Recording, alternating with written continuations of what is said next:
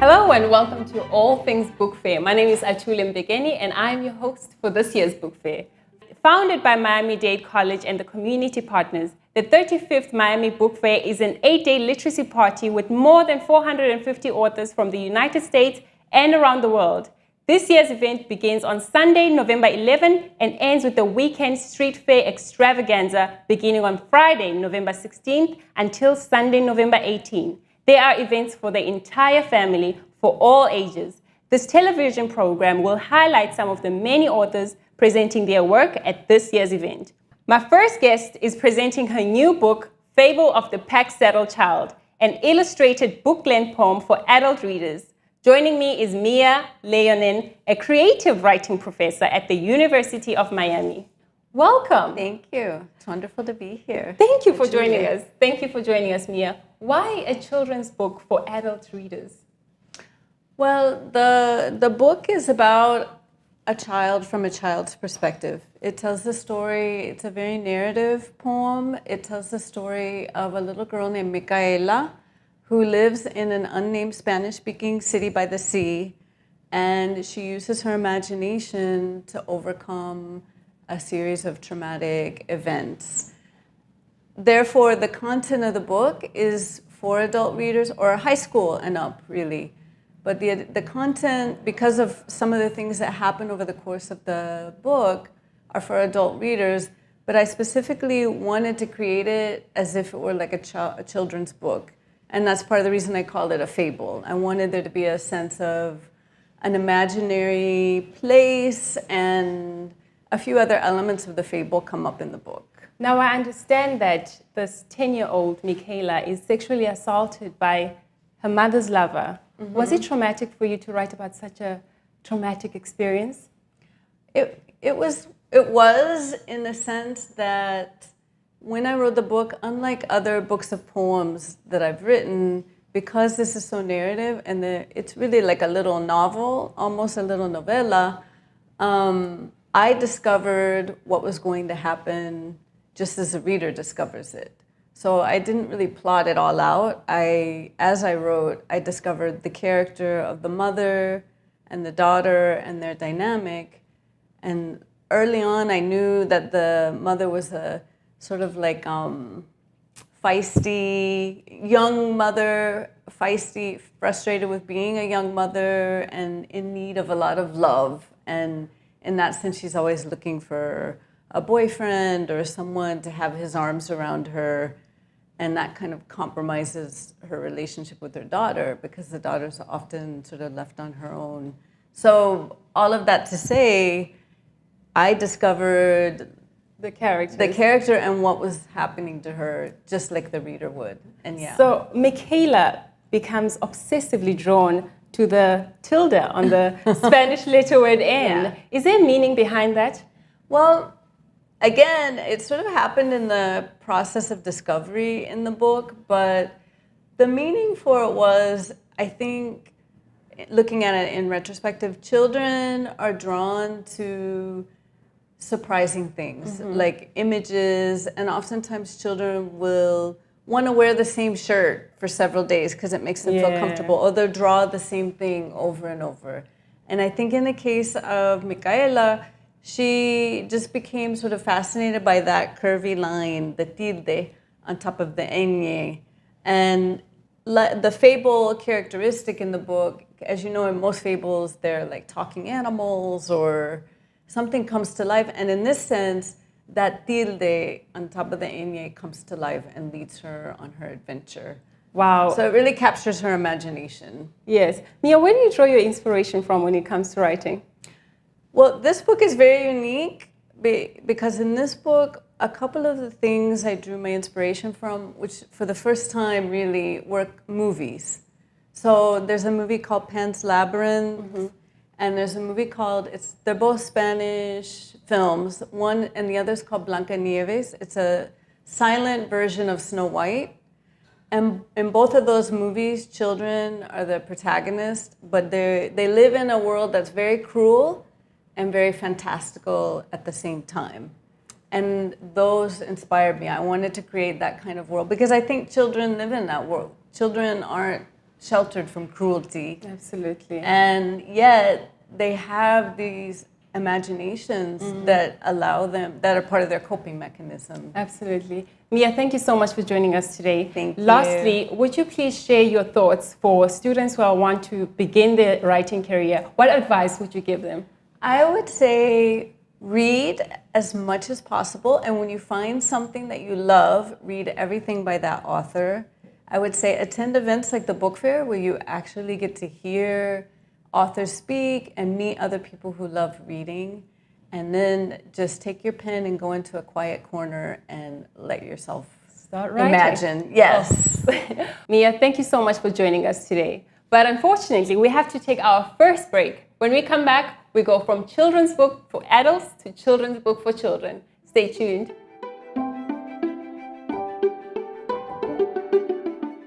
Welcome to the Miami Book Fair.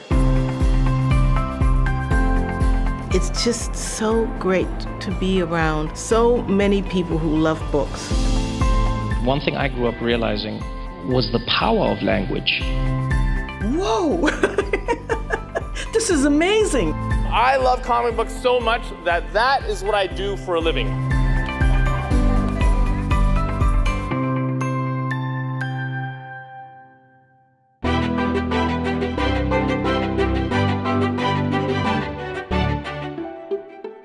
Welcome back.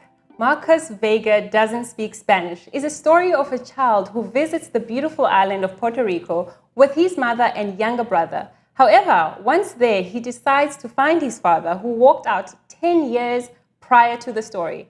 The author of this wonderful book is an award-winning writer, Pablo Cartaya. Welcome. How are you doing? I'm very well, thank you so much Nice for to see joining you. us. A children's book. Tell Yes. us about that.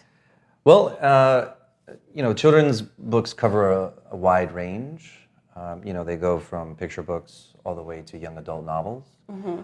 This particular one is what would be considered an upper middle grade, because the main character is 14, about to be 15 years old. But children's books, to my mind anyway, it's the gateway to Knowledge. It's really the gateway to readers, right? To future readers.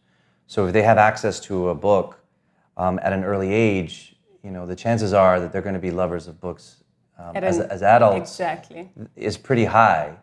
And so for me, writing a book like this one is to give not just kids, but kids who come from other cultures, another culture, who speak another language, to be able to give them access to a story that they feel seen inside Absolutely. of. You see what I'm saying? Now, Pablo, you are an actor as Yes. well as a writer. How do you juggle from one career to the other? Well, you should see me writing at home. It's really quite funny because I oftentimes play out the characters.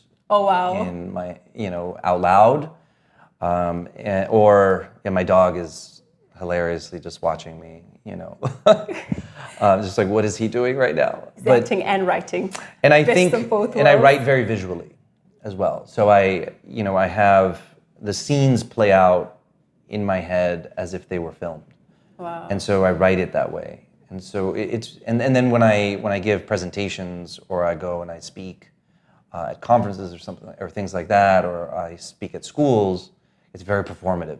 Wow. And so both are very united. So where do you draw your inspiration from when it comes to writing? I draw my inspiration, honestly, from the stories that I wish I had as a kid. I rarely saw myself in the stories. I'm Cuban American, but I never saw the Latinx character in stories that I read as a child. Mm-hmm. And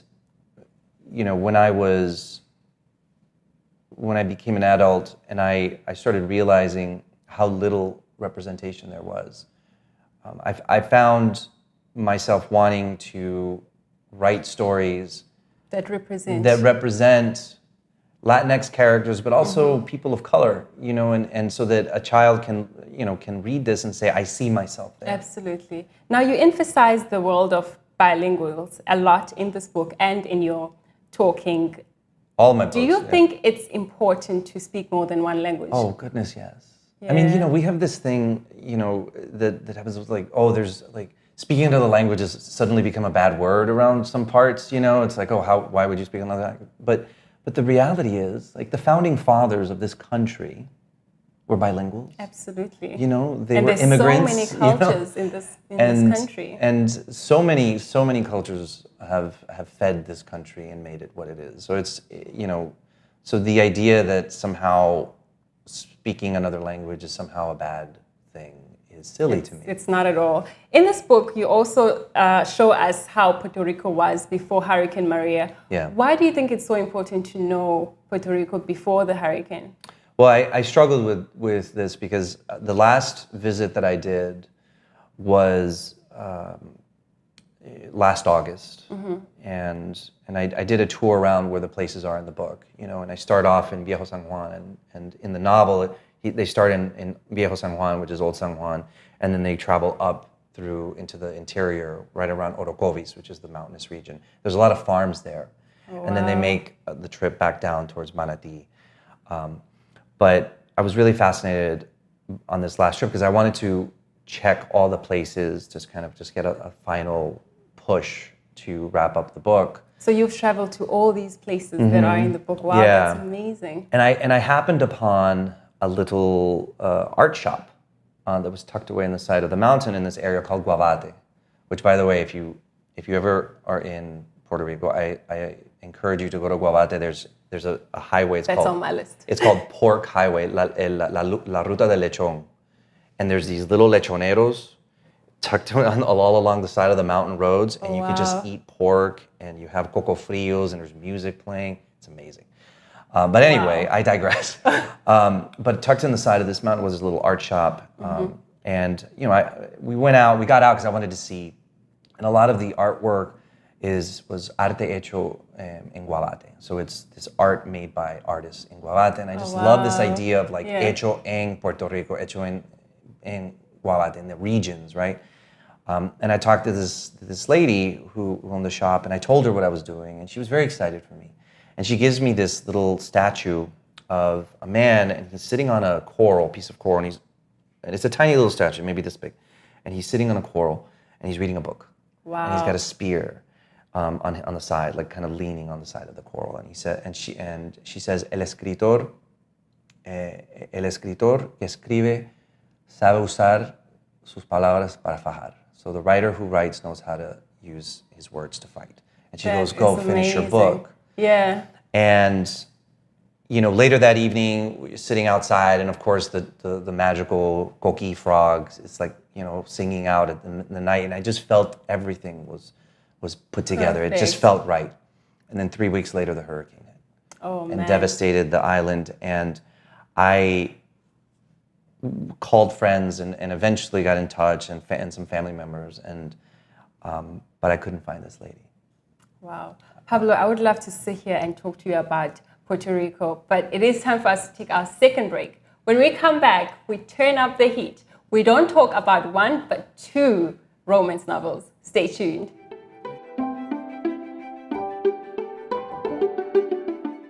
Welcome to the Miami Book Fair. It's just so great to be around so many people who love books. One thing I grew up realizing was the power of language. Whoa! This is amazing. I love comic books so much that is what I do for a living.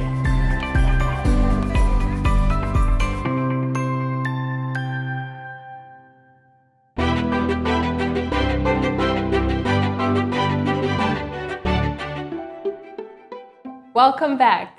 Exclusively Yours and Unconditionally Mine are two new romance novels filled with love, hate, and passion. Both were written by Nadine Gonzalez, who's joining me now. Welcome. Thank you. Thank you for having me. Nadine, you were born in New York to Haitian parents. Yes. Did living two different worlds inspire you to write? Oh, I guess so. My life has always swung between two cultures, I think. And the stories that I could tell are unbelievable. So I guess getting them into story form, written page, that always interested me. Yes, I think so. Oh, wow. And you are a lawyer. Now, how does a lawyer become a writer?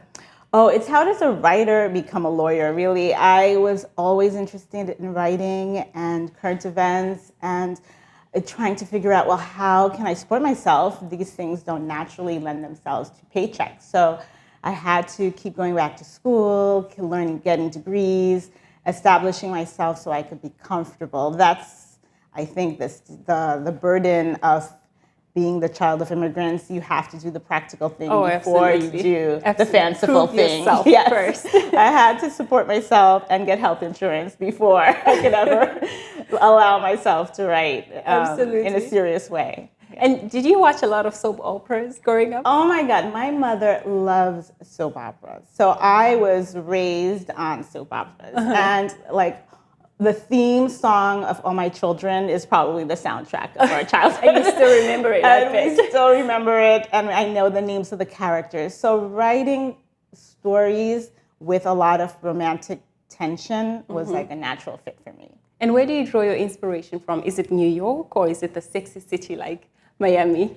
Well, like New York, the memories are so far away, and Miami is immediate for me. Oh, yes. So Miami is like the one city that I made my home. So I had to negotiate Miami on my own terms. I had to figure out the lay of the land. I had to get to know the people, find out where I fit in. So all those concerns and questions figure their way into my writing. And I noticed that in both these books, the backdrop is Miami. Yes. When did you move down to Miami, and why is that the backdrop is Miami specifically? Well, I think I grew up and became an adult here. I moved in 2000, year 2000. It was Y2K. That was the whole thing. And also, when I started working, I got my first adult job here in the city, and the skyline started to grow around me just miraculously. The buildings were coming up, the cranes downtown, Brickell was transforming, and so was I. And so those are the stories that I want to tell.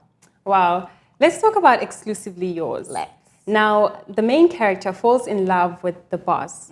How risky is that considering this Me Too movement? That is extremely risque, but when I was writing it, there was no Me Too movement. Okay. But I was reading romances set in the office and thinking, this is not realistic at all. Women were having affairs with bosses all the time. And it still happens today. And I thought, well, you know, is this how it really works out? Like, do you just waltz in and marry the billionaire CEO? No, there's a lot of drama that goes with it. So I was trying to write a story that was more realistic, an office romance that's more realistic. There are consequences. They do have their affair, and there are consequences. They pay the price for it. Absolutely. Now, on Unconditionally Mine, yes. What can you tell me about the main character, Sophia Silva? Sophia Silva is so much fun. She was, in book one, she is the main character's best friend, and I did not intend to develop her any further. But when I pitched the book, they asked me for a follow-up. So I just said, okay, I have Sophia, and she's going to go. And I had to just come up with her story right there on the fly. However, Sophia was more challenging for me. She had a more fun career. She's an event planner. And I had the opportunity there to create a businesswoman. She is not having an affair with her boss. She is her own boss. She is the business. She is the boss, right? And she meets someone who is a very sort of sassy, charismatic, a Miami lawyer, and they start to spar because they are both headstrong and they are both independent. And that's a different dynamic than Exclusively Yours. And I understand that this is a series of books. Yes. Are there more books that are coming up with the same characters? No, this series is inclusive. It's book one starts the story and it wraps it up nicely in book two, so you know where all our characters land and you see how their stories end. Oh, wow, that's incredible. And you've started writing from an early age. Yes. But I understand that you then went to be a lawyer. Yes. Why is that? Why did you kind of not really focus on writing and then focus on becoming a lawyer? I really didn't trust my talents as a writer to go all the way. I considered getting a master's in fine arts in writing, but I didn't believe that I could make it as a writer full time. So that's fine because that's where I was then. And who knows, maybe I would have pursued it and it would have worked with And time. look at you now, 2 romance novels Yes. at the same time. Yes, That's but phenomenal work. Thank you. And I just want to find out, do you think it's harder writing, romance than it is writing nonfiction? Writing nonfiction is really hard for me. If I write a story or tell a story that's true, then you're delving into your past, your own shortcomings. Yeah. You have to be as honest as you can. It's not a fluff piece about yourself, about how wonderful your life is. It's about the truth of your experience. Absolutely. So writing nonfiction is harder, yes. Writing romance is an escape. Absolutely, right? You just want to be in this world of love. Yes, where everything works out fine. Absolutely. Nadine, I'd love to sit here all day and quote to you, but unfortunately, we have come to the end of this episode. So until next time, remember that the 35th Miami Book Fair begins Sunday, November 11 and ends with the Weekend Street Fair extravaganza beginning Friday, November 16th until Sunday, November 18th. This is an event for the entire family. Abolitionist and social reformer Frederick Douglass once said, "Once you learn to read, you will be free forever." So come and be free by visiting this year's Miami Book Fair. I'm Athule Mbekeni, and until next time, thank you.